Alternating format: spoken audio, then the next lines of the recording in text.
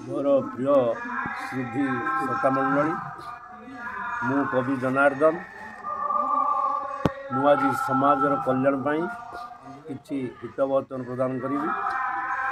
आपण माने ध्यान दे काम लगेले आपण जीवन में निश्चित भाव में बड़ उपकार आस मोर प्रथम हितवचन महापुण्य कर्म पर उपकार अटई महापुण्य कर्म पर उपकारी अंतिमे पाए परम धाम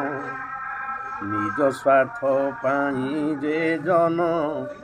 आने पीड़ा दियई महापातक से अर्जिण जम दंड भोगई निज पाई निज सामर्थ्य विनियोग न कर समाजर हिते लगाई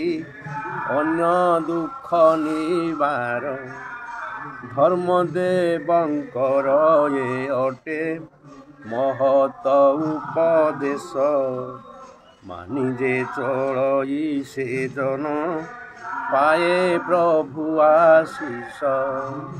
धन्यवाद श्रोता बंधुगण, नमस्कार।